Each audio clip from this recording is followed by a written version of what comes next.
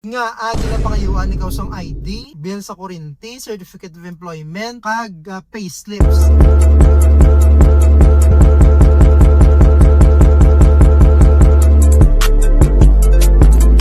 So sa mga requirements nga agi na pangayuan ikaw sang ID, bill sa kuryente, certificate of employment, kag payslips nga Okay, first thing sa ID. ID is para ma-identify ka ni bangko, okay? Kag required si bangko sini. Mayara sila ginatawag na regulated sila sang Central Bank, Bangko Sentral ng Pilipinas. May KYC silang ginatawag, Know Your Customer. Okay? So required sila. So kinahanglan nila mag-check nila base kung may mga identity theft or mga things like that, fraud. Okay? So kinahanglan nila imo ID, 2 valid IDs. So dapat hindi expire.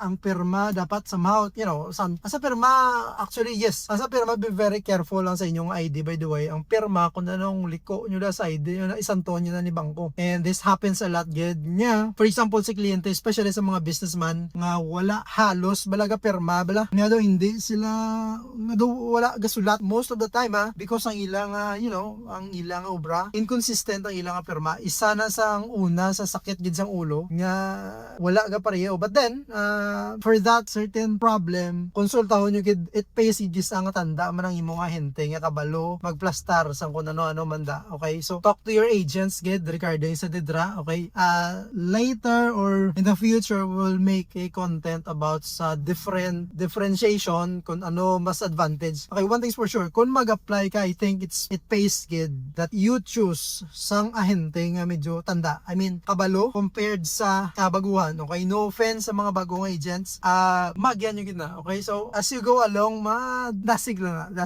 Okay, this is not to discourage those newer agents, no, but then that's it. Okay, going back sa ato niya tambik, ID isa identity theft, mo lang na ginalikuan, so gina-make sure lang ni bangko nga si Juan. Okay, and that's it. So ID para makilala ka ni bangko kung sino ka. Second is ang bill sa kuryente, ma-identify ni bangko kung taga-diin ka. Okay, kung permanente ka da, kung stable nga dra imo nga address. Okay, so gina CI ka na. Okay, gina pamangkot na imo mga tagbalay da kung si Kwani taga-dirigid man na di siya, tumandok na di pangayaw, amo mo to. So kisa sa CI na why ka na ginapabalo, may araman times na ginapabalo ka, ginasudlan balay mo, gina-check. Okay, gina-check ang imong way of living da, stability or things like that. May ara kliyente kisa nga on papers. Okay, wala question ang sulod yung kwarta in okay gid. Pag CI nakapawod, ang dingding naka-plywood or things like that, medyo si bangko nga daan medyo kuha na siya, judgmental. Okay, but then naitsindihan to si bangko. Okay, sigurista si bangko, naitsindihan ta gid na business ni siya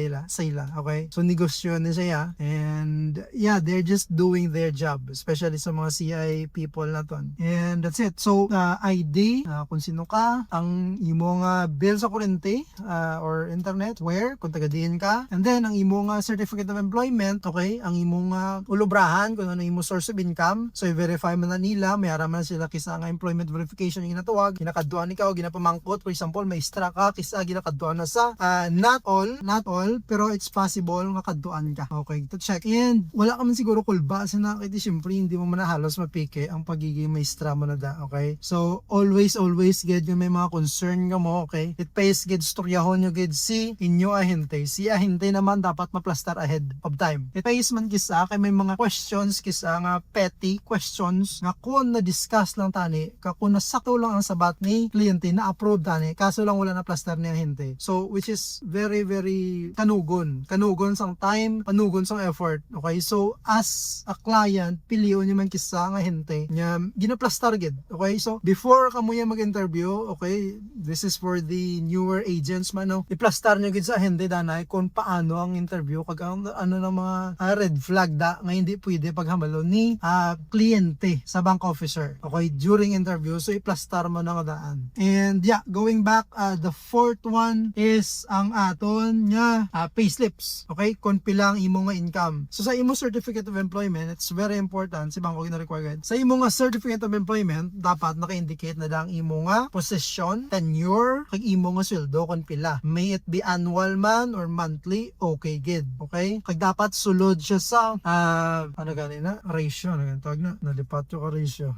Sulod siya sa GMRI, gross monthly income, GMIR, gross monthly income ratio. So, kung sa euron, wala na siya kasimple. For example, ang formula sa GMIR nga na is 3 or 3.5 times 3 lang. Amo na siya dapat. So, ang result sina, amo na dapat ang income ni kliyente. Amo ni siya. So, for example, ang monthly sa salakyan is 10,000. For example, okay? So, ang income ni client dapat didala sa mga 35,000 or 30. Kung ang bilis sa salakyan is, as ang monthly sa salakyan is 50,000, ang monthly ni client, pwede man mo na lang 4 para safe again. Okay? So, kung 4, for example, 10k ang monthly, ang magiging bulanan mo sa salakyan times 4, so 40,000 dapat ang income ni kliyente. If ang monthly mo sa salakyan is 15,000, i-times mo sa 3, pabutan ta 20 na lang. Kung i-times mo sa 3, so 60,000 dapat ang income. Kung i-times mo sa 4 para save 80,000, so kung ang kwaon mo sa lakyan tag